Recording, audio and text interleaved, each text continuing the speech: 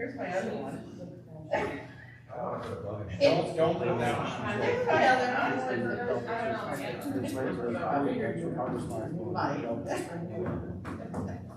This is such an asset time. Did you see that one, Matt?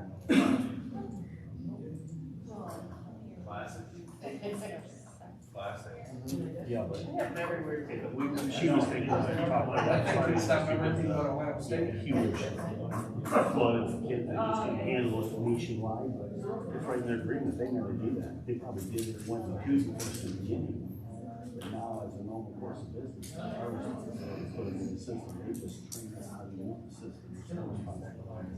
You know what? I just said, oh my God. I just think that he says, I we're do not read gonna- this. yeah. See where it's at? It's pretty clear in there.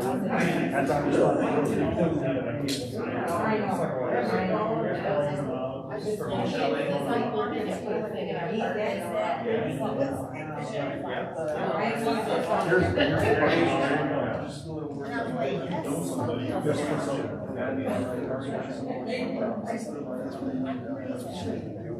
No, they have to do the process.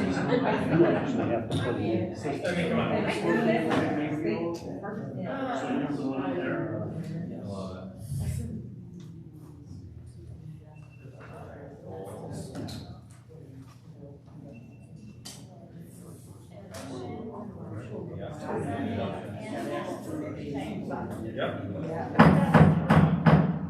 Good evening. Welcome to the Lapeer Community School Board of Education. The meeting is now in order. So let's start with a pledge of allegiance. Mr. Nolan, may you lead us? My pleasure. I pledge allegiance to the flag of the United States of America and to the republic for which it stands, one nation, under God, indivisible, with liberty and justice for all. Thank you, Mr. Nolan. Thank you. Okay. Superintendent Wandry, I'm going to turn it over to you to do the new introduction of our staff. Thank you, Madam President. As the board knows, this is always one of our favorite meetings. We get to welcome some new staff to the district family and the Lapeer community. And this school year is no different. We had a flurry of hiring. We've been in a pretty active season of hiring the last several years with retirements and a number of changes at the district level. Been able to recruit and hire and retain some really, really great young talent. And this is our opportunity to formally and officially welcome them, although they've all been working hard either in the virtual environment or very recently face-to-face. So we're happy to do so. We've got, who do we have with us today? We have 1, 2, 3, 4, 5 of our newest teachers with us today. So the great part is not only do we get to welcome you, but we get to embarrass you just a little bit. And that's because we're in charge and we get to do that. So you're welcome. So when I call your name, you're going to stand up. You don't have to come to the podium, but you can if you want. You have to tell us where you went to college, which will be greeted with either a chorus of boos or loud cheers. And if it's not a college and anyone here attended or their child attends, they'll say nothing and you're off the hook, right? So you're welcome for that. So, where you went to college, what you did before this, if you were employed in a different district, or if this is your first teaching assignment ever, that's great too. And tell us where you're at. So what building you're at and what your assignment is. So I'll say your name, college you attended, where you were at before you came to Lapeer, and the building or the teaching assignment that you currently occupy. So, in no particular order, Jenny Gill, welcome to Lapeer Community Schools. That's me. I graduated from Oakland University in December, so this is my first official teaching assignment. Super excited to be here. And you are at what building? yes, Schickler first grade. Oh, welcome. And everyone is universally an OU fan. Yeah, so there is. Next, Brianne Jostock. Hello there, Brianne Joseph. I graduated from Eastern Michigan University I taught in Elmont 10 years prior to coming to Lapeer, but I have Lapeer ties in with quite a few people and I've lived in Lapeer a couple of years now. I'm married to a Lapeer graduate, so. Okay, all right, cool. Now we're getting somewhere. And I teach at Rollmore and Zemmer. I teach art 6 through 8. Well, Were they Eagles or Hurons? Eagles. okay. Yeah. All right. Very good. Next, Stacy Nowak. Hello. I went to Central Michigan University. Fire up chips. All right. Prior to this year, I taught in North Branch for 17 years. I did 15 talented there. And then this year I'm at Turl doing 3rd grade. Well, Stacy allowed me to share that she was in North Branch for 17 years. She finally saw the error of her ways, and now she's the best school district in the county, and I'm authorized to say that by their superintendent, so. We're very close. Very close. Bailey Sutton, welcome. Hello, I also went to Central University. Fire up chips. Fire up chips. And I taught last year at Madison Heights, and this is my 2nd year teaching. This year I'm at Turl teaching kindergarten. Welcome. And last but certainly not least, Jared Tash, welcome. Hello, everybody. I will take the booze because I haven't seen Michigan State University. That's unfortunate. Thanks for the comment. Yep, so this is my first teaching assignment, and I am teaching 9th grade ELA at Zemmer. All right, welcome. We have one more, don't we? Yes. It's Alyssa, right? Yes. Alyssa Ramo, welcome. I went to Oakland University. I actually had classes with Indiana. This is my very first year teaching, and I'm at Turl Elementary, teaching 3rd grade. Stacy. Wonderful. So we have an entire new staff at Turl. Lots of young blood there. So, well, you've come to a great place. I hopefully you found your first several weeks or first month here inviting and welcoming. It's a great place to be on behalf of the Central Office Leadership Team and the Board of Education. We're so proud to welcome you to the team, and we wish you a long and happy career here at the Lapeer Community School. So thank you all. And the best part of this is that you don't have to stay for the entire meeting if you've got something going on. But if you really care about your job, no, I'm just kidding. I'm just kidding. You guys sneak out, you're good. We're gonna finish up. Yeah, President, back to you. Oh yeah, I got masks for you guys too. So come on up. Yeah, you get a gift. So we have a really cool academic and athletic foundation here. Oh my gosh. Called the Leader Fund. And they give away lots of money to students and staff every year. And now in the age of COVID, you get personal protective equipment as well. Next year, t-shirts. No pressure. Thanks guys, take care. No pressure, Jack. Hopefully it's not hazmat suit. Oh, Craig, okay. One thing at a time. Well, it's always great to welcome the new staff to our district. I just want to know, I happen to know personally one of them went to the University of Michigan, so. That's it. That's the only one I know for sure, but there was one. I did have one at least. I think the record should show that we had one Michigan State person there, no Michigan. I can see you won.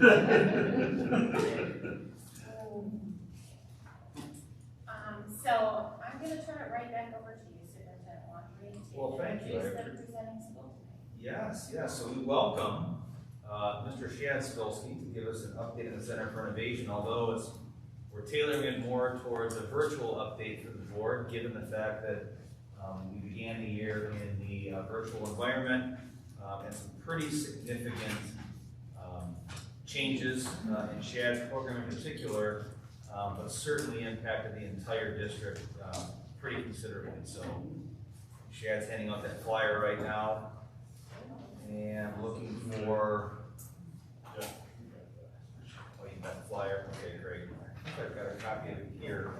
Jen flyer. Yeah, I opened it, Jen, it's not, the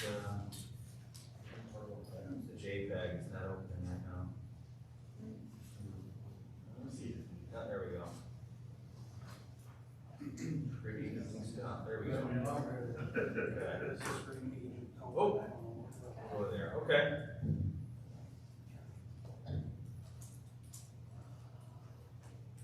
Take it away, Chad, I'll try All right. Well, I think I'm the one administrator that's very fortunate to get to do back-to-back board meetings. So, thank you for having me back. Obviously, I had a good performance last time, so. Well, check that, Chad. Let's not jump the gun. So I've been tasked tonight with talking about our peer virtual program.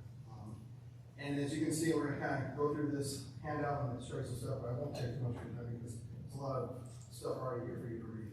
But first, before we get started, I think we've got to recognize a lot of people that run into making this program really great, even before me. Ken, Matt Olson was here, but obviously I think when we look at all the people that are part of our program, our teachers and our support staff are people that we need to obviously consider in this program, especially with what we're going through this year.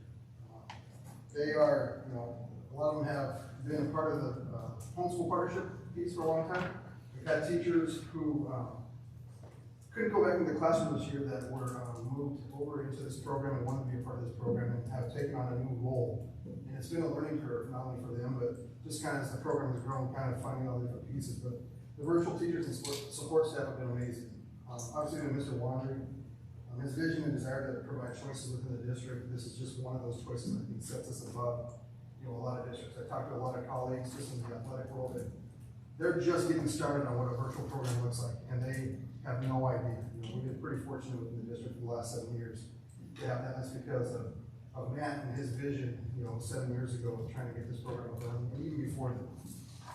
Michonne Pariso, who is kind of our director out of the partnership piece, when she first came into the district, there was less than 20 people that were part of that partnership program. And last year, just the number of kids that were part of that were about 225 kids, had come through that door in some capacity and had either stayed as a partnership kid, and we're going to talk about what that means a little bit, or become a full-time virtual kid, or even transferred over into a kid that was in a brick and mortar building, and taking all the things that we have to offer in the district. So she works tirelessly to continue to build that program, not only housing the kids that are at the Crampton building, but also finding resources to make that program much better. Leslie Shamel, who is our auditor, I think she's on Jen's speed dial, because she oversees a lot of these rules that come out from the state and helps us interpret them so that we obviously are doing everything right.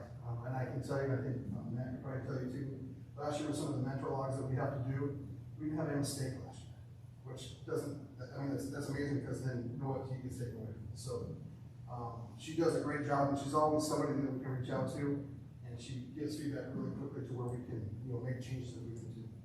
And then you guys, the Board of Education, I think is a big piece of why we're so successful in what we do. So with your continued vision, your continued support, it has allowed this program to grow beyond belief. So I do thank you guys and everything that you do to support it. So with that, the front side of this virtual map or flyer, I want to kind of just point out a couple of important things here. You can see a couple numbers right there. So last year during count day, so this day, a year ago today, we had 235 kids that were full-time virtual, right? We're a virtual kid within our district. Right there as of last week, I think on Friday, we're over 1,100 kids that are full-time virtual in some capacity. Okay, so 5 times an increase in where we were a year ago. So when I'm talking about our support staff and our teachers, this has been a daunting task for them, and they've been up to the challenge, but it's a great influx. But the way I look at that is we kept over 900 kids in our district because of the choices that this board and previous boards have made to allow this type of program, with Matt's vision. So kind of looking at some of the different things here, you can see we provide a lot of content providers. Okay, so we have Calvert, eDynamics, Florida Virtual, Lincoln Learning Solutions, Odyssey-ware, Pearson Connexus.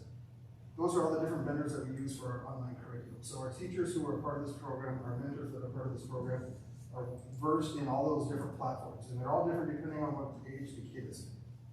For the majority of our K-5 or K-6 kids, it's in the Calvert. Okay, so They get an online curriculum, they get some resources, they get some books and kits and stuff provided to them so that they can continue to do that. But all the work is done online. Pearson, I would say, is our biggest one at the secondary level. It's our program 612 that we predominantly use for all of our virtual kids at that level. They have everything from beginning English and beginning Spanish all the way to AP course offerings, AP Calculus, AP Physics. I mean, it is a very well-versed program that allows kids to kind of take a lot of what we do. These other programs that we have, Lincoln Learning, is a program that we had a few years ago and we brought back because we had a lot of families that really liked that style and that setup. And then eDynamics, or virtual nuts, so we're kind of where we bring some of our elective classes in. So just some different offerings that they might provide. So you can see, our alternative high school also uses Pearson Connexus. So we have over 70 kids that are part of that program right now. So they're obviously using that program too. So just a lot of things are going on, obviously, in the last 2 months trying to get this up and ready with 1,100 kids that are part of this program. What I'd like to do now is just turn to the second page. This is our roadmap kind of the different things that we have to offer here in the district. Now, I really want you to pay attention to the green columns. So we have our homeschool, only non-partnership. So you can see as you go down the faces, all the different things that we provide here in the district. Okay? So they can be any building of record. We have a prorated FTE. They may access OLAs. So OLAs are optional learning experiences. So an example of that would be if a kid were to sign up for a PE class. Michonne has done a great job in working with the rec center, working with dance companies, working with karate studios. The kid will take the virtual class online, but they want something extra. They want to have that physical activity. So they might sign up for a swim class with the rec center. They might sign up for a karate class at one of the karate places in town. They might sign up for a dance studio with people that we partnership with. We partnership with dance studios all the way over in Port here, because we have kids that are part of our program that are over there. Those kids go to those classes. We pay for that. But it's a way to allow them to have an opportunity to not only take the content that they're learning in the online version, but also to have an experience in some type of physical activity. Users, another one that we do the same thing with. They take a music class. We have people that go out to the partnership that teach guitar, that teach piano, that teach violin. So we hire vendors to come in and teach those things to our kids depending on what it is that they want to learn. So we have OLAs for a lot of different things. Music and PE obviously being two of the biggest ones because there are a lot of people in our community that are experts in those fields that we can bring in and help teach the kids those things. As you can see in the homeschool piece, there's no core, so kids are not taking their English, math, science, or social studies with us. It is face-to-face. And then, the schedule, we have a schedule out of the partnership that I'll talk about here in a second. They can offer, also do dual enrollment, ed tech, have special ed services, and have technology available here to the district. LVP, so we changed the partnership name this year to a peer virtual partnership. The reason we did that is because it really is a virtual program. The partnership piece is that we're bringing homeschool families that were traditionally being taught at home and partnering with them so that their kids are getting some experiences with us in hopes that they like what they see and they continue to be a part of what we do. And I would say for the most part, families are continuing to do that because they see the benefit of what we have to offer compared to what they can offer at home. So with the LVP, we have a prorated FTE, we can access the OLAs. When they're part of the peer virtual partnership piece, they still cannot take core classes. We're going to see, you can kind of see the line there, it's a delineation there where we're going to cross over to the second where core becomes an important piece of what we do. But they're allowed to take up to 5 elective classes. We call those non-essentials. They have a mentor teacher. So today, with the help of Rochelle and Jen, those 1,127 kids you saw in there, all of our kids have a mentor teacher here from a teacher here. So we have teachers that are in the classroom that want to do something outside the classroom. So they sign up to be part of that. We have teachers who changed buildings like we were talking about this year that are mentoring those kids. So it's a teacher here and here that's giving them feedback, that's meeting with them 2 times a week, talking about subjects at the bare minimum. And then we record that stuff on a mentor log, which we turn into Leslie, who's our auditor, each month, and she reads it to make sure that we are meeting the people who come to these. The program is virtual. They obviously have the same opportunities with dual enrollment, ed tech, special ed, technology is available. Kind of the new piece, I think, for us really this year, where we've seen the biggest influx, is our virtual program at the K-5 level. We haven't had near as many elementary kids unlike this year. I think we have over 500 kids that have come out of our buildings and are gone virtual in the elementary K-5 world. So that is where we had these other teachers, especially our elementary teachers, come into the virtual world. They're giving those kids the support that they need. So, same thing, the minute they cross that line right there, and they start taking core, some things change for us when it comes to prorated FTE to full-time FTE. So they are taking 6 virtual courses, so they're taking their 4 core, 2 electives, or what we call non-essentials. They're having mentor logs with teachers. It's virtual. They have special education ability or needs if they need them. And then there's technology available to those kids.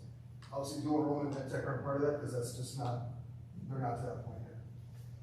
Lapeer Virtual, what used to be Lapeer Virtual is our 612 program. That's where we had about 70 of our kids last year. So it's our 612 kids who just found that brick and mortar buildings aren't their thing. They want to learn much better in a virtual setting. That number is 400 about right now. So what that means is our 6th through 12th graders are taking their core classes with us. They're taking 3 or more classes. So when we talk about Lapeer Virtual, it's 3 or more classes. And that's how we consider it based on people accounting course or people accounting courses. So 3 or more core and non-essential virtual or 3 or more core non-essential virtual classes they're taking to get them a full schedule. They can still access OLAs. They take district and state assessment requirements. They're doing that right now. We're testing for the NWEA right now for our 6th through 8th graders. Our 9 through 12 graders are taking the SAT, the PSAT here in the coming weeks as we plan that. They have mentor logs for the virtual classes that they're taking. They get, they're part of our 9-12 graduation reporting. And they have all those dual enrollment ed tech, special education, technology availabilities that we have for everybody. One thing we have found, and I think when the district sent out a survey back in June, I think it was, is, how many people wanted to stay virtual? It was about 30% if I'm not mistaken. And Doug and I kind of had a bet about where we would end up, and Doug was right around 1,200. And that's kind of where we were for a couple of weeks, and we've had some families decide they want to go back face to face, but we've had some families that wanted to say, you know what, I'm just not comfortable yet. So as of today, we had a couple of kids flip the flop just because they've had a couple of days of experience in face to face and just don't feel comfortable yet. We've had some families who realize that teaching their kids at home is a lot harder than it seems, so they decided to go back into the classroom. But I feel like we're in a really good place today to where we're settling down and kind of have it situated to where we know who's where, and our mentor teachers can really give them the access and support that they need going forward. So a lot's going on in the virtual world. Like I said, our teaching staff is learning a lot, as I am, as Michelle is, as Jen is, as Michelle is, everybody who's a part of the program is learning a lot about what we need to do and how we need to make it better. Michelle comes to me this morning with 2 new ideas that I'm gonna have to go to Matt with here, I'm sure, but she's already thinking. No. That was easy. How can I make it better? Here's what we can do. Can we look at this? I mean, she's great with resources because she has knowledge of some of these other partnerships throughout the state. She's always trying to figure out how do we make our program better, how do we make us stand out. And I'll tell you, like I said, you can go to Oxford, you can go to Gull Lake, you can go to Niles, and all those places. I really believe what we're offering to our kids here is something that's really special because we give them so many opportunities, we give them so many chances or choices to find what path of education is going to put them in the best fits for them. So that's kind of the virtual summary of what we're doing right now. Questions? A lot of information. Just an observation, it's amazing to me that 25% of our kids basically are online. So we talked about a shift in the educational environment. Let me blow your mind. A majority of school districts in the state of Michigan are 1,000 fewer or students total. We have an entire school district in the virtual setting. Right. Most school districts in Michigan, K-12, have 1,000 or fewer students. We have an entire program that would constitute an entire school district on its own to support that. The complexity of what you're seeing here, like Chad, when we first started the virtual program I visited, there was very few true virtual programs in the state of Michigan 7 years ago. We went and visited Oxford, Niles, Gull Lake, Centerline one. Centerline had one, yeah.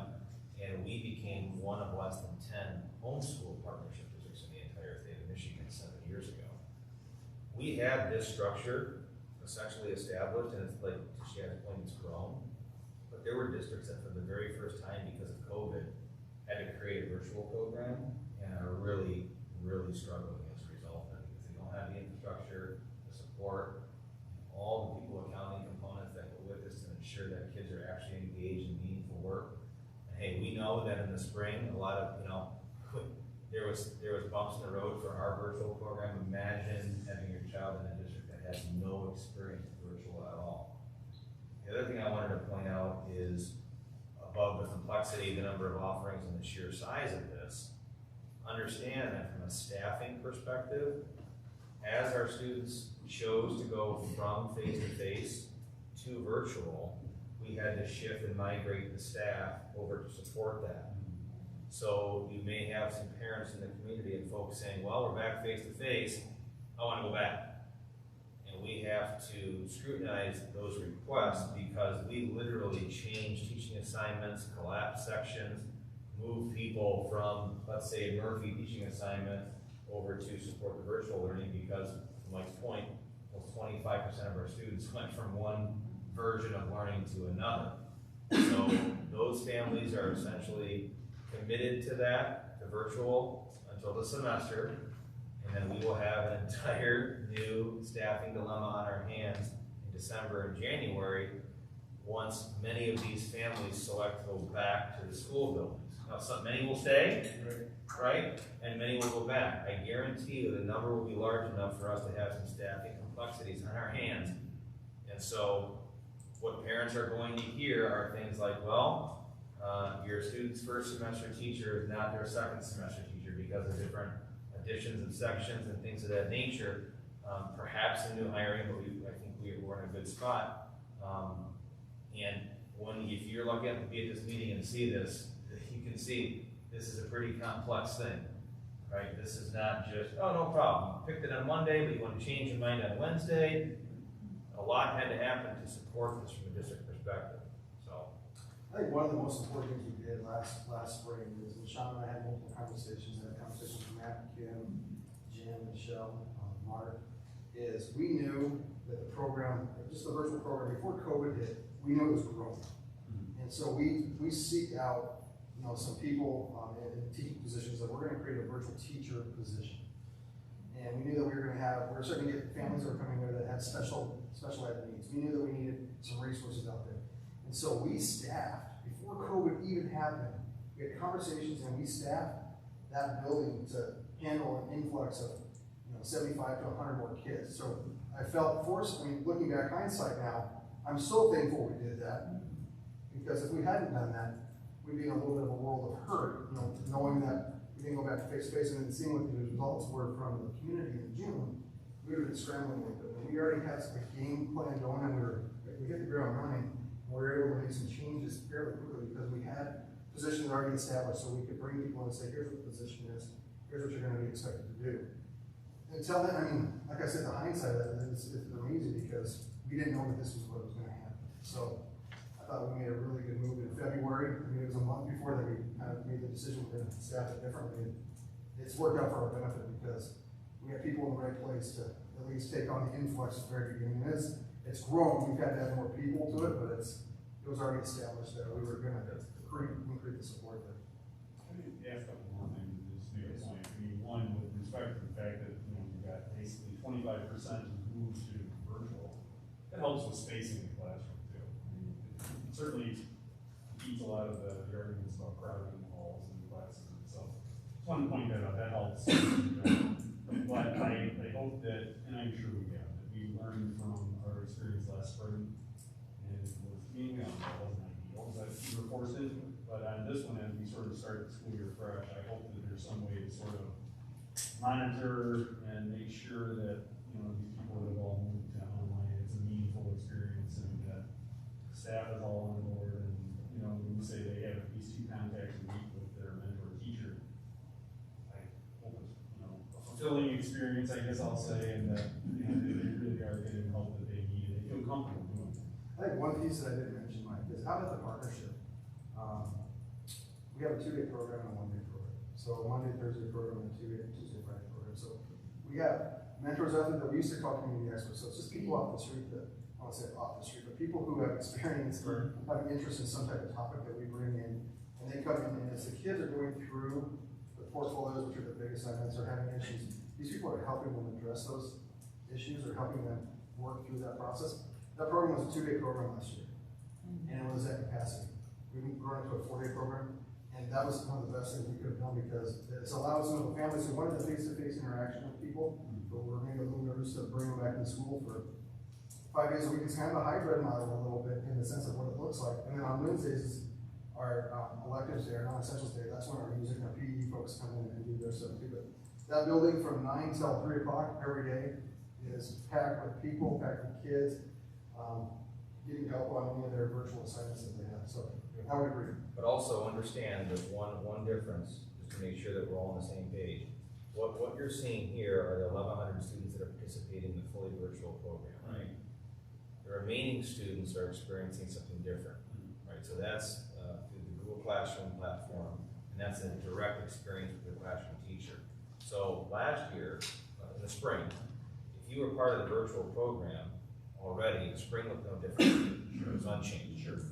The other 4,500 students or 4,700 students and their teachers were thrust into virtual learning literally over the week, right? And that was clunky and bumpy, and we did the best we could. What we spent the summer doing was folks had to make a choice, right? Because what they felt the spring was like, they didn't like it. And so they were given an option to commit to the virtual program, which would not necessarily be connected to their classroom teacher, to be one of these vendors, and they chose to do that. We spent significant time, with your point, saying we can't have what happened in the spring as a repeat in the fall if we're in phase 3. Developing our teachers, training them, establishing better protocols for the classroom connection, and also don't forget the state completely eliminated the, I think for good reason, the evaluation component in the spring because it was so new to everyone. So there's a lack of accountability for good reason. I'm not, everyone, and if you recall the phrase I use, we all got to kind of afford a good faith effort here. Fall's different, right? We had time to plan and prepare, and that being said, we also know that as we're seeing entire school buildings go into quarantine, that's happening right now as districts that went back earlier face-to-face. So the Google Classroom allows you to do a couple things, right? In a virtual setting, have a direct connection with your teacher, engage in a Zoom setting to some degree with other kids in the classroom. It's closer to traditional, if you will. But it also gives us the flexibility to go in between face-to-face and virtual, right? So here's the most likely scenario this is the most frequent scenario we are currently dealing with. Let's say all of us make up an English classroom at the high school. Let's say that Craig, Denise, and Brad are on student council. And student council went to an event. There was an exposure of COVID, and they have a first degree exposure to COVID, all right? They test positive, and they're quarantined for a number of days, okay? The rest of us are not part of student council. We're not exposed to them. They didn't come to class, we weren't around them. So we're going to continue to meet with our teacher, Mr. Spilsky, every day. But these 3 students, through no fault of their own, are now at home. So there's an expectation that we're going to do a good job. Mr. Spilsky is going to try to maintain some connection with these kids who are on quarantine. So when they come back into the classroom, after that period's over, it's a smoother transition, okay? Now, there's also a likelihood that as an entire classroom of students, we could have been exposed and we are quarantined outside of a building, but the rest of the building remains functioning. Then we would all be on Google Classroom with Mr. Spilsky, we would all be virtual, right? And then the third scenario is the entire building is exposed, we've got to close down the building for 10 to 14 days, depending on how everything shakes out. So don't be surprised when all 3 of those things happen at some point, right? But the point being, given the flexibility of Google Classroom, we have to be able to go back and forth in between face-to-face and virtual, and that allows us to do that. These virtual kids will not experience that ping-ponging back and forth, and I think a lot of the families said, that's what I want. They were worried about that. Yep, they're worried about going in and out of school, because they wanted to go this option. Yeah. And they were all over the board on why they wanted to go that way, but that being one of the biggest reasons is they just were uncertain of whether we'd be in school, out of school, that kind of stuff. They wanted some consistency. We're very lucky that we can provide that. Sorry. I think the most important thing I heard was, I appreciate that we're flexible as we can be, you know, for the families that if they did need to, you know, come back for some reason or go back virtual. So, I think that's really important. And I know it's been crazy a start, you know, you went from 200 to 1,000 kids. And I think that's important to note that, you know, there were bumps along the road, but it's a learning curve, just like you said. And I think these teachers were thrown into virtual, that we're in the classroom and we're used to this mentorship and, you know, everybody's learning, but we're adapting and moving on and doing the best we can. So I think that's just important. That's important. Now, is it surprising to anybody that we have more elementary kids than we do high school kids? Or is that just, I don't know if it's surprising. I think a couple things, you know, I think impacted it a little bit. I think, you know, we as a district decided that kids wanted to wear a face mask, and some parents are, you know, against that piece, right? But they're like, my kid's not gonna survive. I think the one thing I've seen with kids, whether there's a partnership or whatever, kids are resilient, right? They're less worried about the face mask than I think some parents are sometimes.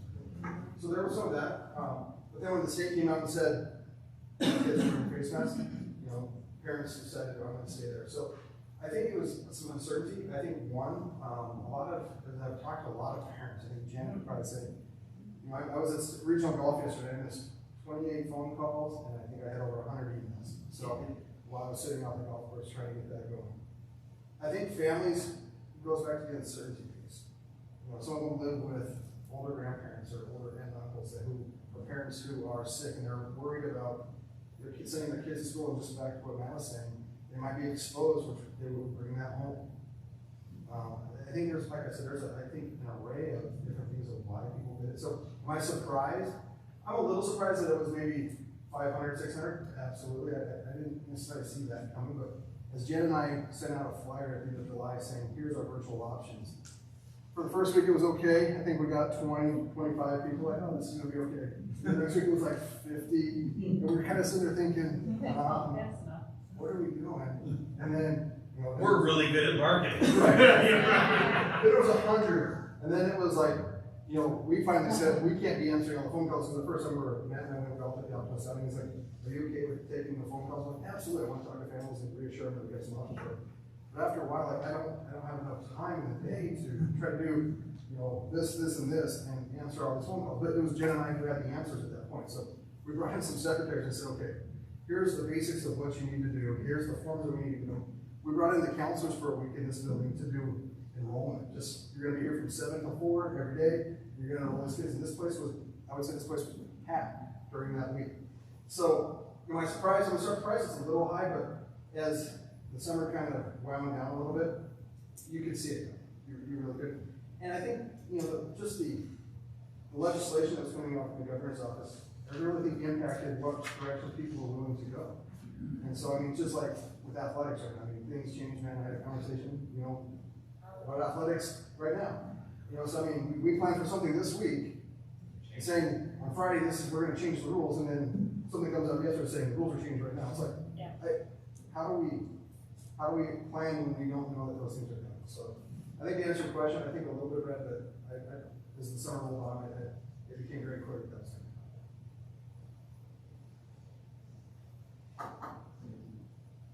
My question is, two things I have. One is the question, are you gonna set some sort of a deadline, like early in December, so we can have a better transition to get prepared in case, I don't know, third-week students? Yeah, so we'll start, families will start, so some things don't change.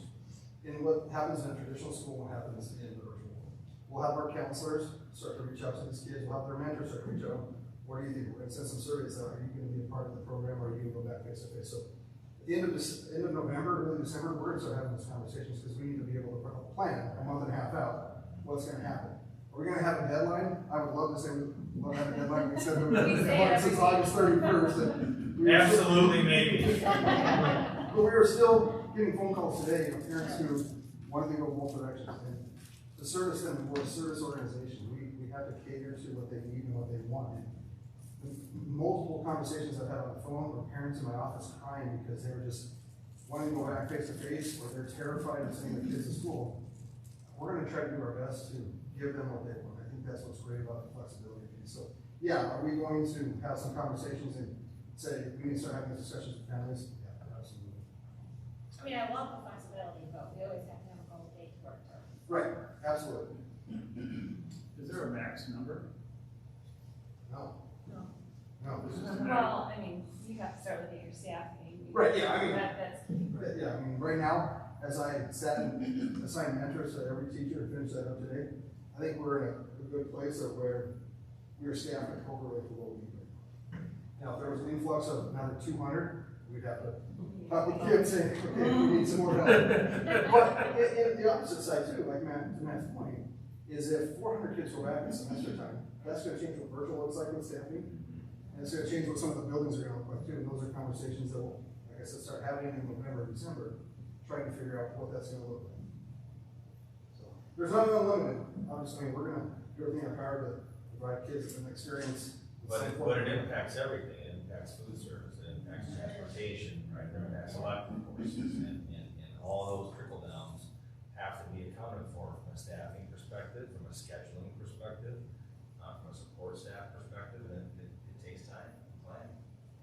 But the greatest thing is we're able to keep those 900 kids That's right. in Lapeer That's right. as a part of our school district, so that's, that's big, so kudos. It is, I mean, in the beginning it was rough, but a lot of parents are very excited, they're happy Yeah. with what they're seeing, and We truly are blessed by the parents, even though it's been challenging, even though they've called stress, wanting us to make, can you just tell me what to do? You know, or this isn't working, I wanna go back, help me out. And they have been very patient, very flexible for the most part. I mean, yes, we've had some moments where they're just have had it, but for the most part, we've been very blessed by the community and all the families here that they understand that we are trying our best during extremely challenging times. And they've been wonderful. the only other thing that I heard is, even in these challenging times, you're still coming up with good innovation that you wanna bring. Absolutely. I mean, that's the best thing. Yeah, I mean, every day is a learning experience, and how do we get better? And I tell our staff all the time, I tell the virtual people all the time, there's gonna be things that we learn today that are gonna help us tomorrow. And, ideas that, hey, maybe we should have done this better, or, what about doing this type of, model for whatever it may be? And we have some very, very intelligent people that work for this district, and they work really hard to improve everything that we do. So we're really fortunate, especially with this program being, as it's grown, but also the staffing that we put to it last year. They're trying to figure out how do we get better already. So that's good. Is this how we start that video sports thing that we talked about a while ago, that they were gonna have video competition, right, sports and stuff? Is this how you do it? By having all the online, you can build a program? Absolutely. You got them all now, right? Yeah, absolutely. So, Absolutely. it's great. Any other questions or comments? Thank you. Thanks, Chad. Thanks, Chad, appreciate it. Okay, next on the agenda is public comment, but I don't see any this evening, so we will go ahead and move forward. Reports, Finance and Operations Committee. Mrs. Novak, you want to share with us? Thank you. So myself, Brad Hagnon, and Matt Laundry, Mark Rader, Danielle Corbell, and Mary Moss met at 9 a.m. in the conference room here at the building on September 30th. So first of all, we talked about the COVID-19 grant. Mark Rader and Danielle Corbell reviewed the current four COVID-specific funding sources, shared were the funding dollar amounts, expiration dates of the funding source, and limitations of the uses. Both Mark and Danielle shared their concern as to the limited guidance use of the largest funding source, which expires 12/30 of 2020, and it's coming up. To get a better understanding as to what will qualify as appropriate use of the funds, they have a phone conference scheduled, or they had a phone conference scheduled later that day with Donna from Plant Moran to obtain clarity. We also got a state aid update. Mark Rader shared that the overall funding, final funding outcomes in the 2021 school aid budget are very favorable and are quite a stark reversal from where the May revenue conference had indicated this kind of was falling. Mark stated that we are still waiting the governor's signature on the bill before thoroughly analyzing each component and how it impacts LCS's adopted budget from last June. The highlights that he shared, instead of a huge $700 reduction in the foundation allowance, it will remain at the fiscal year 2020 level of $8,111 per student. There is a one-time categorical of $61 per student to offset fiscal year 2020's late proration of $170 per student. People count changed from using current year fall count at 90% and prior February at 10% to using last February's count at 75% and this fall's count at 25%. And then lastly, we talked about personal protective equipment update. Mark Rader and Daniel Cavell provide a summary sheet of personal protective equipment, PPE supplies purchased through September of 2020 in order for the district to meet requirements under the state's return to school roadmap. The amount expended to date is just under $300,000, which COVID funding source dollars were used to purchase the items. They indicated as we prepare for the face-to-face students returning this week, they are working closely with operations and building administrators to monitor consumption in order to determine how much more will need to be ordered to fulfill cleaning and protective obligations during this current level of COVID rule period. And the meeting was adjourned at 9:55 a.m. Any questions or comments?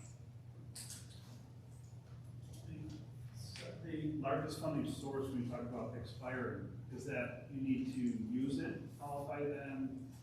What's the expiration? Use it or lose it. That's kind of how we got it. Yeah, that is where the dilemma is. So there are 4 unique sources. The largest 11P is 1.7 million. So that's truly, if you remember going back, those are the COVID $2 that came out in late April, May from the feds. State of Michigan actually got $3 billion. And they sat on 2.8 billion of that until late August to see where their financial condition was going to be. So we have a different pot of what we bought the supplies out of, roughly $560,000. That was a smaller appropriation of that $3 billion to start with. Okay, but this 1.7 has an expiration of the first pot 560. We can use all the way until next year, till June of 21. The 1.7 is 12/30, not 12/31, 12/30 of 2020. What still is not clear is, can you just have a purchase order or commitment? So one of the dilemmas we're dealing with is, depending on how long COVID continues, we will need to replenish these supplies, cleaning products, etc. Right? So do we have to physically receive the goods, which is typically a federal dollar, grant dollar money. You have to receive the goods. You can't just have an open purchase order. But this is not normal, like everything in 2020. So they're still trying to get clarity. So Plant Moran is very instrumental with MDE in working with the accounting rules and GASB rules, trying to formulate all this. And that's still an argument. Treasurer is on board to say, as long as you just got commitments and you show it. MDE is saying no. The true accountants are saying no, you can't do that. So there's really a political disagreement that they're trying to figure out. And we have a big workshop coming up here in 2 weeks with MSBO, MDE, and Treasury are all on the agenda, because it's usually the rollout of the School Aid Act and all of the categoricals. So we're hoping by then we will fully have clarity. That doesn't leave a lot of time to use the money, which is the worry, because we don't want to leave any dollars on the table. Can you just buy now in store? Or Again, you gotta provide that. Well, you can, but there's a strategy involved, because we can use, for example, one of the pots, all of us at Colt. So, though this funding started on March 13th, our books are closed at June 30th. So we don't want to go back and start to count. We can use salaries of administrators who were spending the time on COVID. So these dollars have to be not supplanting, meaning we normally pay from my salary of the general fund. You can't just all of a sudden turn around. You have to say, majority of work was spent on COVID. Well, we can defend that because we spent weeks and weeks developing policy procedures, buying supplies, all that, right? So we pick a percent of our time, take our salary from July 1 through September, use a pot of the money of that 1.7. So we're doing that. But we're also trying to save some of it to use true added cost needs for COVID, AKA Michelle and I have been working closely for months trying to deal with our Chromebooks and our technology and our infrastructure and all of that. We just had a report today at Colt about that, because if we can use those dollars, that's very defensible. This is added because of the COVID, the need, as Chad was explaining in his presentation, virtual and all the changes. So we'd rather use one-time dollars for that than just moving dollars from the salary. So we've got kind of a roadmap. We're waiting for final clarity so we can figure out what's the best use of those dollars. And I think the key was that, they didn't even know it was available until end of August. Right. So I mean, the time frame is literally end of August to end of December. You're very small. And I have to give I was in an ISD meeting, yesterday, and we, approved ordering equipment, computer, some laptops. And he literally put it in, the director put it in while we were in the meeting, and he said the date went from November to now December. So technology isn't that you can order it in 2 weeks and get it anymore. So that's a concern I'm sure they have, because we had 600 again, the accountant's Chromebooks saying you can't have it since on July, and we're still being told it's a November, December delivery Yeah. date. Well, it's taking forever to get that type of stuff. And the accountants are saying, like you said, they're saying, that even though we have a purchase order and it's ordered, they don't know if that's good enough. Thank you, appreciate it. Thank you, Mrs. Miller. Let's move on to our board goal presentation tonight. Superintendent Walker. Thank you, Madam President. My distinct pleasure to introduce Mrs. Michelle Bradford, our Executive Director for Curriculum and Instruction, to present on the 2021 LCS board goals. The board received a packet in front of them articulating the depth of these goals, accompanied by the strategies and measurement components. Michelle will give you an overview of those goals at this time. Yes, I'm very pleased to be here tonight. As you've heard, with all the virtual changes and what Mark was talking about, that's consumed our whole summer. So preparing for this presentation felt more normal to me. So we're on a little bit of normalcy and focus for where we're going. So, this is a little bit different because we have newer board members. This is an annual presentation on our board goals. So I want to give a little bit of background that some of you that have been in these presentations kind of know. But I want to give you kind of an overview of how we establish our board goals, how it's linked to funding. I'm not going to go into the nitty-gritty, that's what you have. And I want to kind of set you up for the rest of the year for our principals to present on each of these board goals. So they do that every year. So I'm not going to get into the nitty-gritty like we usually do. So our process for establishing district goals is defined by the Michigan Department of Education. And it is a process, and this is pretty much actually the new logo that we're going to go through again this year. But we are required to assess our needs, plan, implement, monitor, and evaluate. That sounds very simple, but it's consuming and it's valuable. This year, there's a new component of the whole child and the whole school that we're going to learn about. But this is it's required. And I also think it's very important to know that years ago, the board would establish their own goals, the buildings would establish their own goals, and the district would establish their own goals. About 4 years ago, it was too clumsy, it wasn't aligned. So this process has really helped us streamline, and it really came to light when the high schools merged, and because one high school was doing one thing, another high school was doing another. And I was fortunate to take this role the year we merged and said, okay, we've got to come together. So this process is valuable, it's living. These board goals change throughout the year because if something's not working or something's too easy, we don't want 100%, then it's not a goal, we need to edit and narrow focus. So again, last year, I'm so glad Sarah's here. Sarah's our grant supervisor. We went through Title I audit and a district audit, and we had to prove It was a year-long process. We had to prove this whole process. So we had to gather, collect data. We had to analyze the data and set the goals. We had to develop the improvement plan, share our improvement plan, do a grade review, involve multiple stakeholders. Parents were interviewed, teachers were interviewed, our principals brought their grades, learning coaches brought their grades. But we have to prove to our auditors that we follow this process. So again, it's living throughout the year.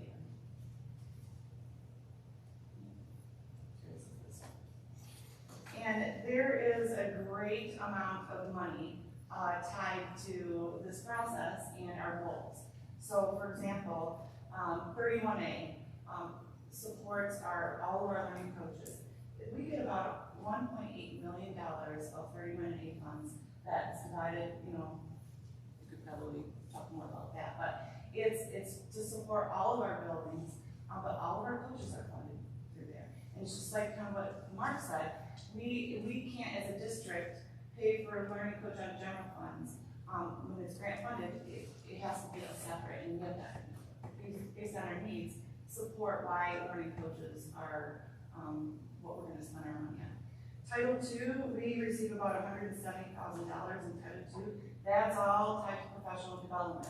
That's ongoing throughout the year. And Title I, it's about $750,000 Lynch and Schickler. This year, Mayfield was a Title I building, but this year it's Lynch and Schickler, and that supports our summer program. We have Title IV that supports our lab classrooms. Section 41A, or 41, that's new this year. We're actually receiving money for ELO interventions.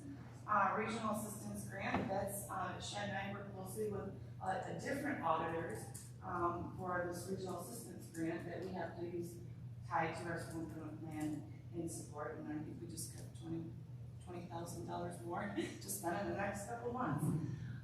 We have our early literacy grant that supports the K-3 interventions because of the Read by Grade 3 law. And we have the MySTEM, which supports science and math. So there's a lot of funds tied to our school improvement and board goals. ELO, what does that stand for? I'm sorry. That's our English language learners. Okay. So that's kind of where the money is, the big picture. But we also have to take into consideration what is evidence-based practices. All of our goals have to be supported by evidence-based practices. And this is our gear that we've been focused on for the last 4 or 5 years.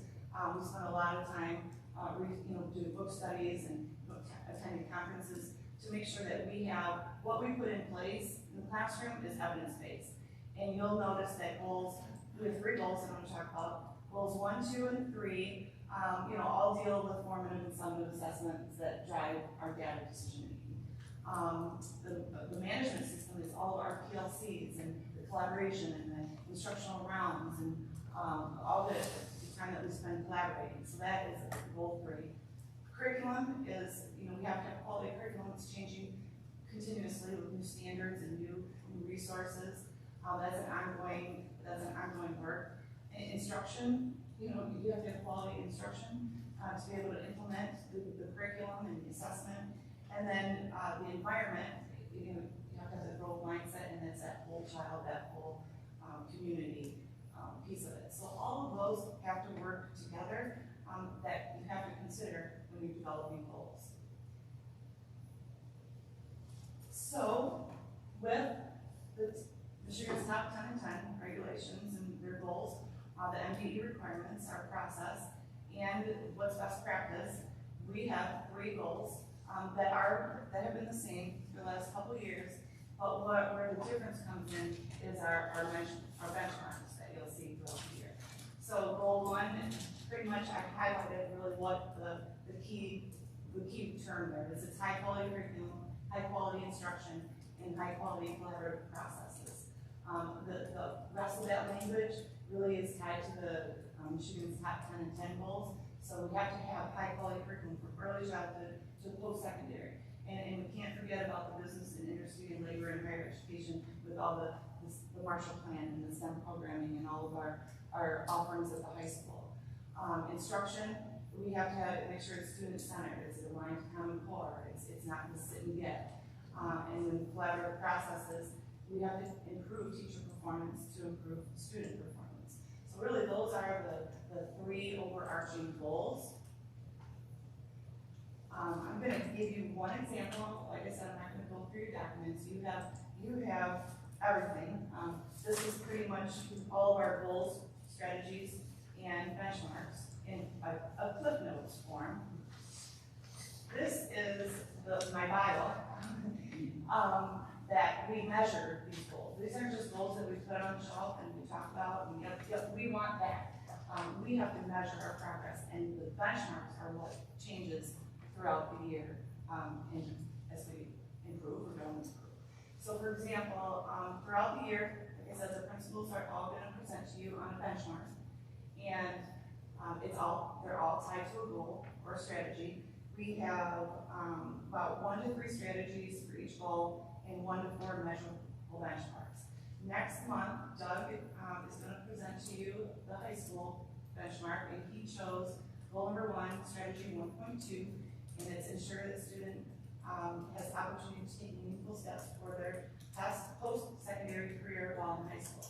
And he's going to specifically talk about the one benchmark that we're measuring, and it's about 70% of students enrolled in advanced placement courses will earn a qualifying score. So again, the benchmarks are what we measure, and then you have kind of our updated version of that measurement. And then another building will pick another benchmark, and then we'll take it from there.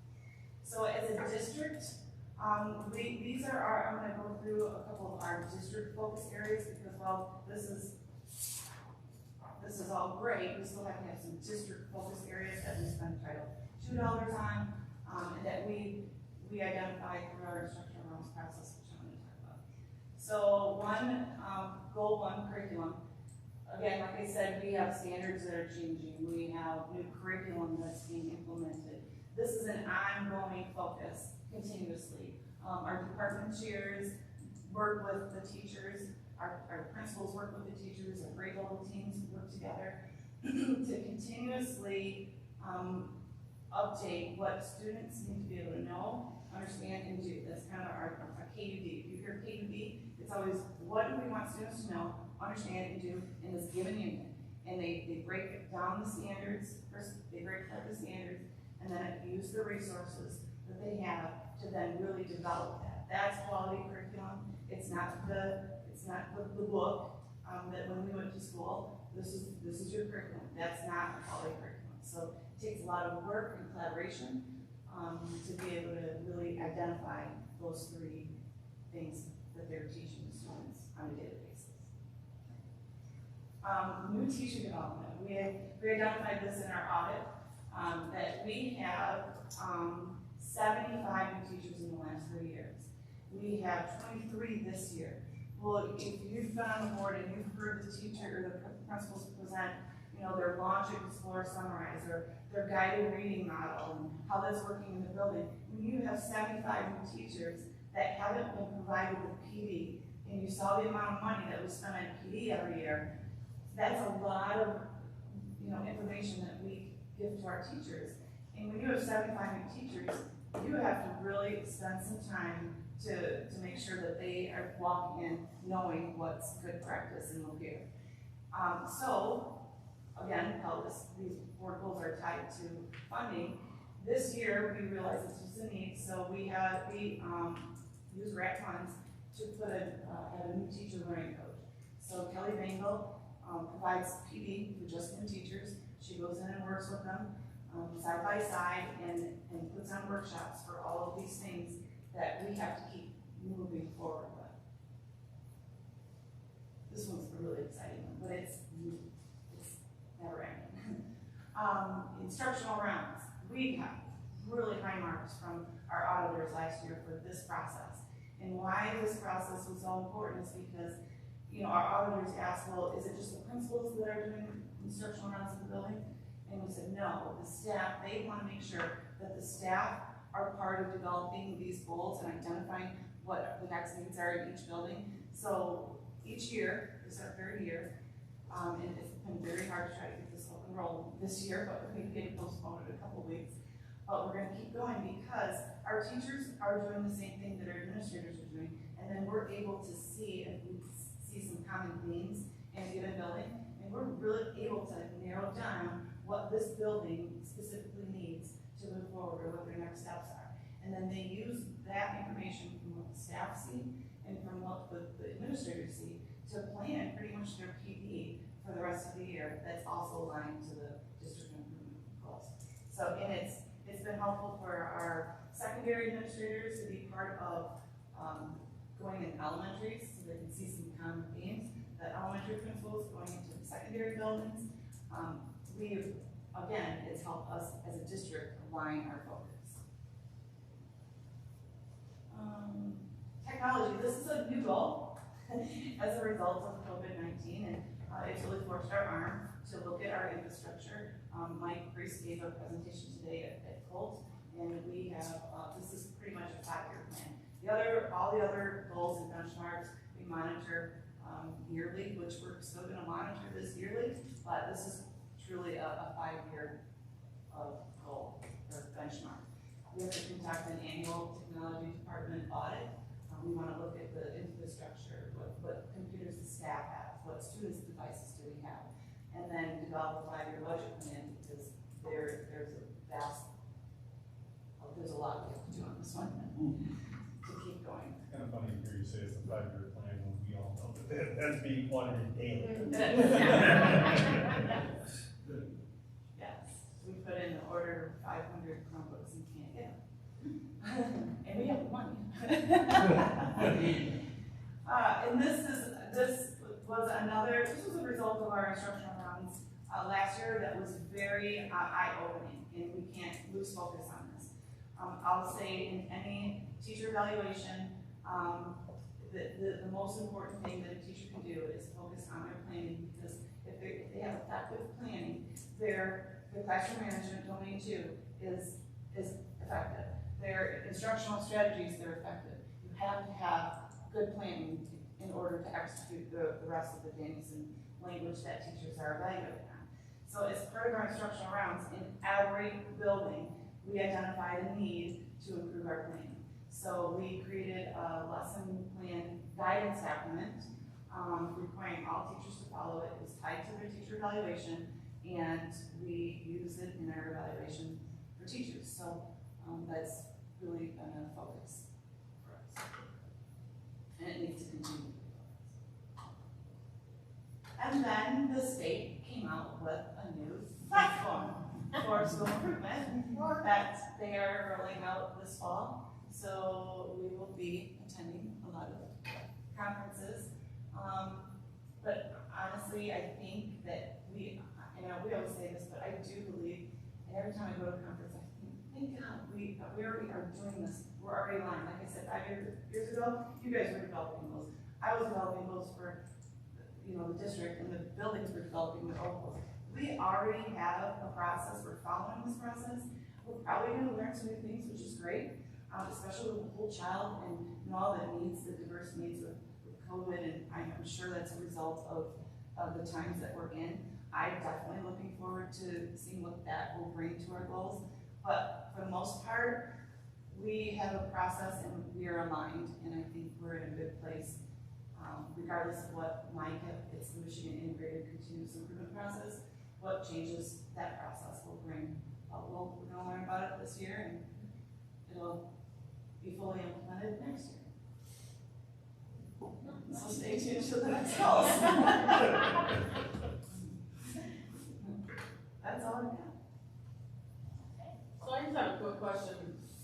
In business, we talk TQM, total quality management, right? That's one of the terms we use. It seems like education is kind of moving toward that. Like so I'm assuming once you meet a goal, then it's gone and you go to a different goal. Yeah, that's why this document is living. You'll notice there's a few changes, and I wanted to go through all of this and tell you what changed, but there's a lot of nitty-gritty. The boss would want. Yeah. I'm good, but I'm just saying, so if they met the goal, then basically you're going, Yeah, okay, we're done with basically, that. goal number 2 has changed drastically. So goal number 2, we used to focus on guided reading because we knew we were implementing guided reading. We were measuring, okay, number 1, is it implemented in all the classrooms? Number 2, is it implemented correctly? That's already expected, so let's move on. Now, it's the MTSS, we're required by law to provide MTSS at K-12. We have a need at 6-12 to improve that. So that's. So I'm assuming like the AP one, let's say use that for example, once they do meet the 70% and it's shown. Correct, or we up. You would either up the goal. Up the percentage. Up the percentage or change the goal, okay, yeah. Any other questions? Yeah, this is an observation. I hope that when I'm done, you've done such a great job to navigate all this. I hope that you guys get the MISOYYW program next, which is, we're gonna stay out of your way. Because it has been a pleasant surprise, I think, not surprise, I'm not surprised at all, that was the wrong word. That when you do these things and you see what the state is proposing for your food. It works though, as much as they demand, we got the highest marks we could get, which you don't see. So it works, I believe in it. Well, and that's from part of what you put into Right. it, right? I mean, they keep throwing stuff at it, Yeah. and you keep hitting home runs. That's awesome, because there's a lot of places that can't do that, and they strike out, right? So, I mean, kudos to you guys, because it just seems like that's all they keep doing is, all right, no, let's change that test and look at it for a different reason, and let's change that protocol, and then you're like, hey, we just got this one. Oh, you're gonna change it. So, you guys are constantly, it's a dynamic thing for you guys. You constantly go, hey, we just did this, we just knocked it out of the park, and they go, yeah, we're gonna change that. We'll learn something. I am very curious to see what the whole child, what that brings to our strategies, because we're so focused on, the curriculum and instruction and getting this work done. But I want to learn about what. I have to mention, again, I'm sorry to mention again, but ISD reset goals and strategies this week. And it was so awesome to sit there as a Lapeer school board member and hear them talk about one of the schools going into Schickler for instructional rounds. And it was a different district. And it's like, I always hear about the other district. It was so cool to hear that, oh wow, you went to Schickler and that we had it. Like, I mean, their learning coach was saying, like, that's it, and it was just really cool to hear. I think we truly are in front of things, because one of the things that you got from the instructional rounds is planning. We needed that planning so desperately for this school year. So that was, really perfect timing, and we're honestly ahead of things. We notice it too when we go to conferences, state conferences. Our coaching program. I mean, do you all see why though we're so far ahead and why we're doing all these things? Yes, I don't know. The team. No, but it starts with you, and it's the look on your face, it's the way you believe this stuff. I do. And it's not like, I'm sure some people have in other districts where they're just phoning it in because they have to. Right. And other places go, geez, why learn this? They're gonna change it again next year anyway. You're taking it, you're adapting it, you're getting ahead of it. I mean, you're living and breathing, and then you come in front of us. Whereas most people are like, shit, it's like, great, I get to do this again. Chad secretly loves it. Yeah. Very secret. But I really do appreciate how much you convey to me, and I'm sure everybody else, like, you're into this stuff. Yes. And if you're not, nobody else will. So I really appreciate that. Yeah. Thank you. Thanks. Keep it up. Let's move into our action items for this evening. First, we have consent versioning. So we have the approval of the minutes of September 2nd, 2020, and the second reading and adoption of board policy 8460, COVID preparedness and response workplace plan. I move that the reading of the minutes be waived and the policy 8460 be approved for the. Sorry. And I have motion and support. Dr. Watson? Aye. Mrs. Becker? Aye. Mr. Hagedorn? Aye. Mr. Nolan? Aye. Mrs. Novak? Aye. Mrs. Putnam says aye. Motion carries. Okay, next we have the extended continuity of learning plan. I'll move that the extended continuity of learning plan or continuity of the learning plan be approved as presented. Or Okay, we have a motion and a support. Any discussion on the motion?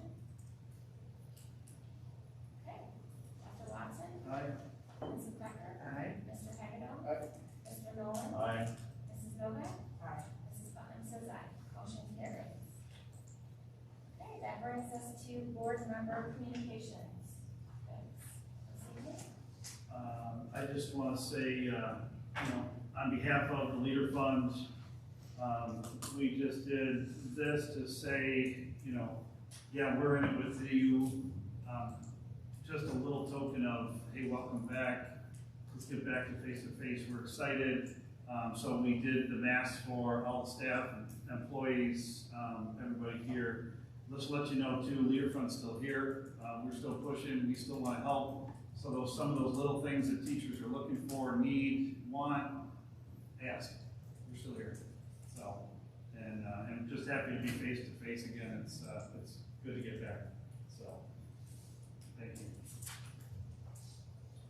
Any other topics?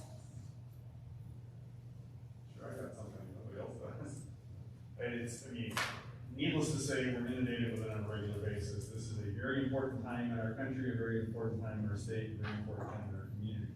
I'm very pleased that we have, as I transition out, I'm very pleased that we have some great quality candidates that are interested in serving on the Board of Education. And most folks don't know this. This is the only board I am aware of that actually costs you money to be a part of. You're welcome. Yes.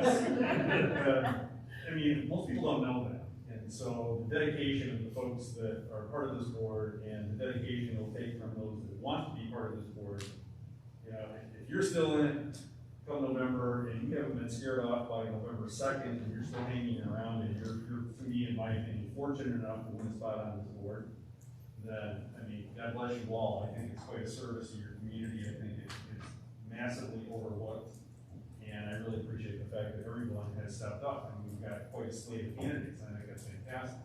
It's not that people aren't interested in this, and somebody threw their name in the hat. Well, I guess you're it because no one else wanted it. And so I appreciate the fact that people want this and they want to be part of this in our community. And we just talked about it with Michelle, but I really do appreciate, Michelle, how much work you put into it. It's very obvious. And I know it's not just you. You've got a great team around you. But it starts at the top, and it starts with great leadership, and it's infectious. I don't know what you know, but I want to know what you know, because you present it in a way that, Mike, none of us know.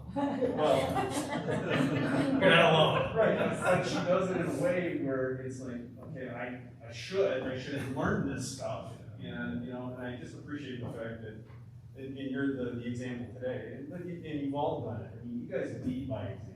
Out there, you put yourself out there, and you dive in and you learn these things, and then you pass it on. And I don't see, which is great, in this organization, I don't see anybody who looks to just make themselves indispensable. You share your knowledge. You want people to be there with you and come up behind you and help you build leaders for the future. So I think it's fantastic, which then transitions to, I want to compliment you and your whole staff. We know and we recognize what an amazingly difficult process this has been to get our kids back in the classrooms. And when I say you and your staff, I mean the teachers too. Some of them, I think, and maybe realistically, but maybe just believe that they're putting themselves out there and they're putting themselves at risk to even do this. And they may be, and I appreciate the fact that they've stepped up. We're all in this together. Our kids are back in the classroom where I personally think they belong. They need this face to face. I stopped by the school today to pick up some tickets for a soccer game that I couldn't get to today, but as I was there, it was lunchtime. You can't tell me any of those kids in that room didn't appreciate being there.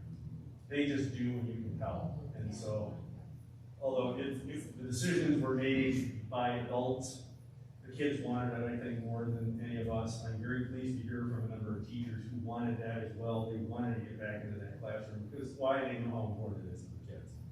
And so I just a general shout out to everybody. Thank you very much for doing what you're doing, pushing this forward in extremely difficult times, and sort of not taking no for an answer and doing it because it's the right thing to do. So whether it is in-face, virtual, chat, it doesn't matter. We appreciate everything that you guys have done. It's just, I can't imagine. We deal with little things in my business, but they're far different from what you guys deal with. All I have to do is try to interpret what the governor and the courts say, which is difficult. You guys actually have to put it in place, and it changes daily. And so for my last thing is that people don't understand how dynamic this process is. You need to read more. because let me tell you, we thought we had it all figured out, and then the Supreme Court issues an advisory opinion in a federal case that it's up to the federal judge to decide, but yet everyone here says, oh, it takes immediate effect. And then the MDHHS comes out and says, well, here's what we're really going to do, and changes, and I was stunned how different some of their rules were. And then now the independent county health departments are stepping in. People have no idea what you guys are dealing with on a daily basis. And so, again, I'll shut up at this point, but I can't thank you enough for what you're doing. If I may just piggyback off that a little bit, and just thank Shad and everybody that does all the work for our game days, whether it's soccer or football. We had our first home Friday night game, went off without a hitch. Just fantastic. You have people all over the place to make sure it runs smoothly. Because I would go back to one quote that you mentioned, that Lapeer will not be the one that shuts down a particular sport for the state of Michigan. You know, I was lucky enough to go to one of our away games. That's not the case everywhere. So just a thank you to you and our volunteers, because it doesn't go off easy if we don't have somebody like Craig Irish taking tickets, or, you know, Tom Wojcicki working a gate there down by the field. It takes everybody.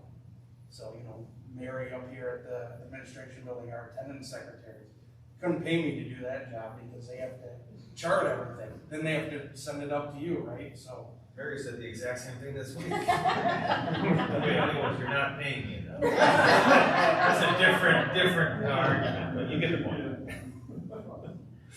I just wanted to say too, I really do appreciate everybody's flexibility to come together to get our kids face to face. I mean, that's super important. And I want everybody to know that we certainly didn't do this week and have the kids come back this week just because it's count day. And we're not calling everybody on Friday and saying, hey, we're going back virtual. Our goal is to really keep everybody healthy, following our guidelines, so we can keep the kids in the classroom. The kids love it. The teachers are really excited to have them back. So I just wanted to make sure that we put that out there, because I think there is some people believe that we're going to have a late night call on Friday night saying we're going to have virtual after that. So I just wanted to get that out, and you know. I'm sure we let don't people do that. know. Those same people will recant that, right? Sure. I'm sure. Well, remember the student count changed as well, so it's. I know that, but I'm just. I'm sorry, pandemic's over and we're before things.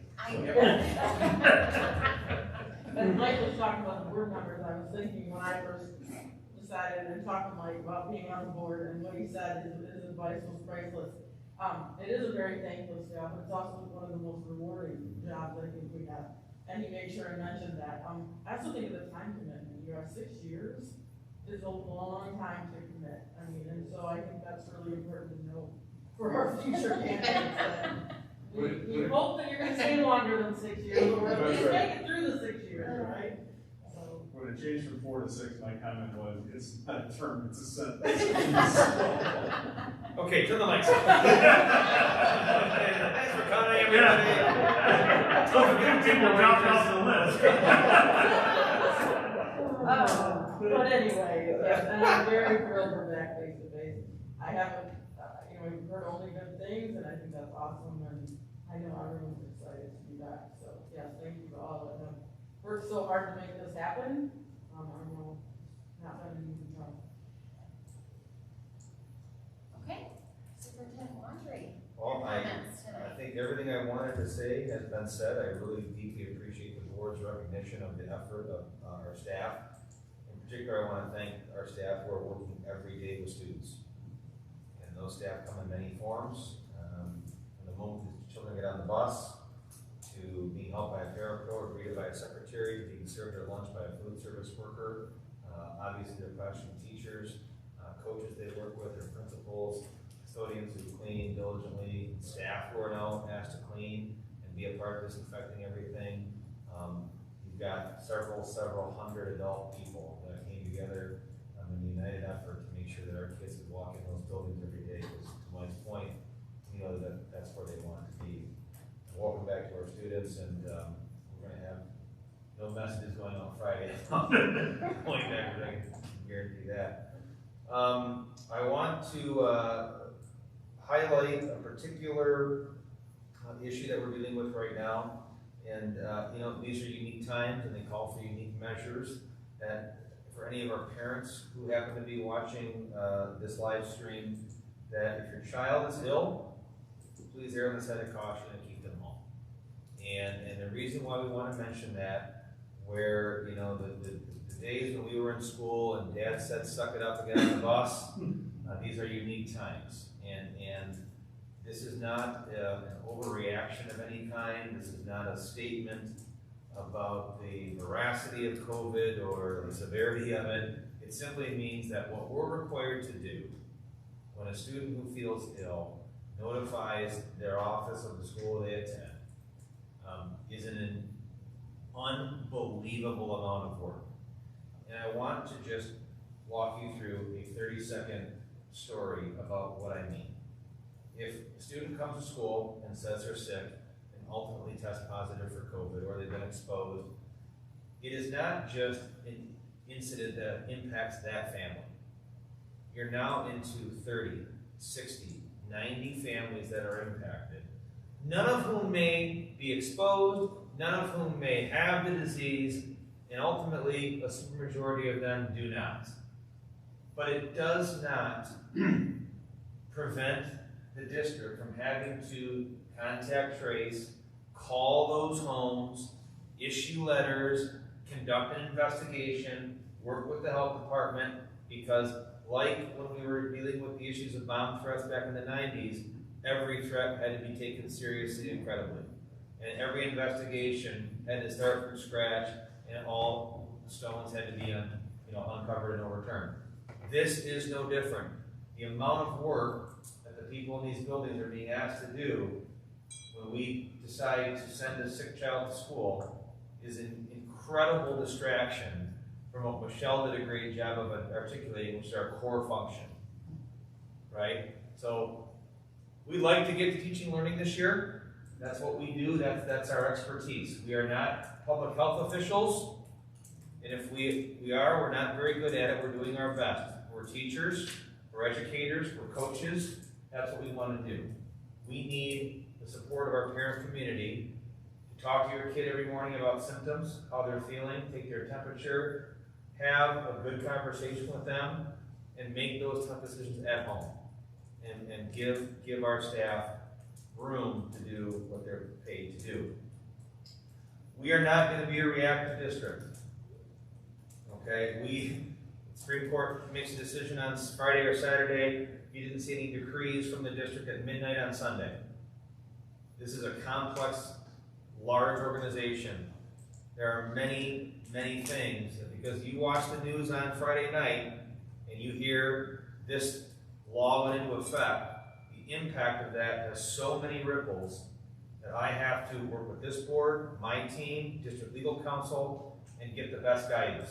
You saw a number of districts who began to change procedures, remove restrictions, and then less than 72 hours later, when the NBHSS came out with their recommendation, had to change it again. We are not going to get caught in that trap. We're going to make as few decisions as possible with the best information and not be overreactive. I want three more things.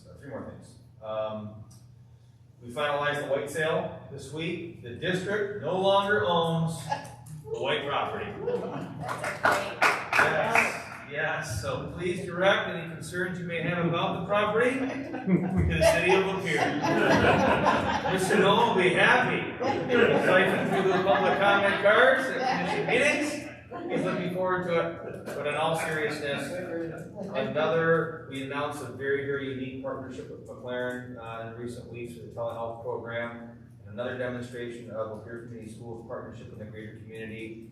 A great exchange with the city of Lapeer to allow that property to no longer sit vacant, to be an eyesore, but to be developed by our city to generate tax revenue. Hopefully, we're very excited about what the city is planning in the partnership with Mr. Kerberson and the City Commission. We're pleased to finalize that deal earlier this week. I too want to thank Michelle, personally and professionally. The core function of what this school district does is centered in her department. teaching, learning, curriculum, and instruction. The rest of us support her. We move things out of the way, we remove barriers, we provide supports, because what happens in our classrooms is more important than anything else we've talked about today. This board and this leadership team recognize that. We're very fortunate to have Michelle in her leadership role. She hates when we highlight her. She's a very humble leader. But what I wrote down as she was giving her presentation was, Michelle Bradford keeps our priorities straight. It's very easy to get caught up in the COVID, the protocols, the contact tracing, all the chaos of what's happening politically around us and socially and culturally. Michelle cuts to the quick. She doesn't care about any of that stuff. She just wants to know, tell me how I'm going to get to our kids and develop our teachers. And you have to have someone that's singularly focused in her role, because that's what we're all here to do. So I want to thank her. The final thing I want to say is, to the prospective board candidates in the audience, this board is fun, it's focused, and it understands that we can be positive in a time of great negativity, and that, you know what, going to school should and can be fun for kids, for teachers, for our community. We are blessed to live in what I think, in my humble opinion, the greatest country on the planet ever conceived by man. And the school community, the school district, like Lapeer, is the epicenter of this community. So many things that we do draw in hundreds and thousands of people under one banner, and that's Lapeer Lightning. And as long as I am the head of this district, and by the grace of the board, allowed to do that and work with Summer in her leadership role, you're going to hear things from us like, we put a good faith effort forward with all these mandates and all the things that are thrown at us. We're blessed to be able to deal with these challenges on behalf of our kids. And what we require is good-hearted, well-intentioned people to join us in that fight, in that mission, deliver for our kids. Because our children, your children, are looking at you right now and saying, how does mom and dad, how does the community leadership, how does my school district, how does my principal or teacher deal with adversity? Do they have positive presumptions about good outcomes, or are they negative? Do my parents and the adults in the community in my school, do they try to problem solve? Do they listen to other people? Do they take into account a variety of opinions, or do they badmouth and gossip? Do my parents diffuse problems and lower the temperature, or do they go on social media and add to the chaos? Well, I've got 3 children, and personally I lead this district in the same way I parent. I'm not parenting my teenage children to like me when they're teens. I'm parenting them to respect me when they're parents themselves. And when they look back on their experience in my home and say, you know what? I didn't like Dad a whole lot for about 2 decades, but what he did makes a lot of sense now that I'm a parent and I'm trying to teach young people too. And I firmly believe that we can create a district, and we have in large part, that's reflective of that type of teaching. And it starts with the board, it starts with me, it starts with my leadership team, and it trickles down to every corner of this district. And although I can't remember a time in my 20-plus year career that was more stressful, more chaotic, and more uncertain, but you know what? We are the adults in this time. We're sitting here. You know, would you rather be a school board in 1944 who was talking about how to prepare students during bombing raids, and how to protect kids and get under desks and prepare for a potential nuclear war with a large foreign power? I bet that was a stressful time. How about the Vietnam conflict, right? When colleges were literally burning and people were getting killed, and nightly body counts were a daily thing in the evening news. People were burning draft cards. Would you want to be a school board during that time period? Or the Great Depression? Would you want to be a school board member when fathers were abandoning their children? They were sending them to live across the country with relatives, or getting on a train and going across the country and leaving their families? this is our time. We have a set of circumstances in front of us that aren't so great, that aren't so positive, but for better or for worse, we're challenged with coming up with great decisions because our students, pre-K to 12th grade, think about it this year. There's a second grade student in this district right now, and that young boy or that young girl has one shot at second grade. It just happens to be this year. That's it. They get one second grade. That senior this year gets one senior year, hopefully. Right? And we have to, despite what's happening in our world, deliver the best senior year for that kid. And that takes everybody. Their parents, their church, their school district, their teachers, their school board, their coaches, their extended family. And I believe we have a school district that can deliver on that. And that's what we're going to continue to deliver on. And last but not least, rest in peace, Eddie Van Halen. Oh, devastating news this week. One of the godfathers of rock and roll, right? He'll be all right. One of the best that never learned how to play the guitar. It's the same argument with Jared today. He said, never learned. Yeah. He was a classical pianist. Yeah. Very, very talented. That's all I have, Madam President. Thank you, Superintendent Andre. Do I have a motion? Motion to adjourn. Okay, I have a motion. Do I have support? Support. Support. Okay, Dr. Watson? Aye. Mr. Becker? Aye. Mr. Hagadone? Aye. Mr. Nolan? Aye. Mrs. Novak? Aye. Mr. Putnam says aye. Motion carried.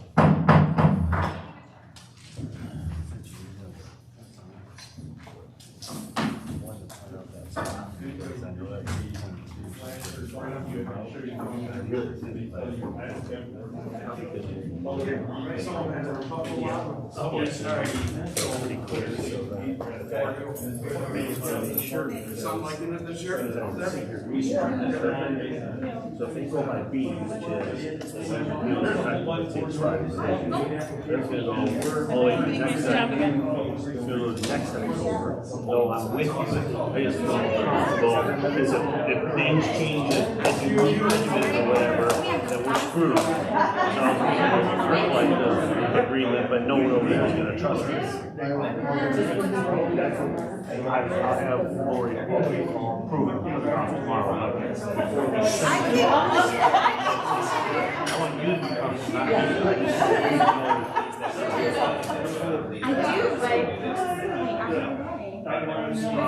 but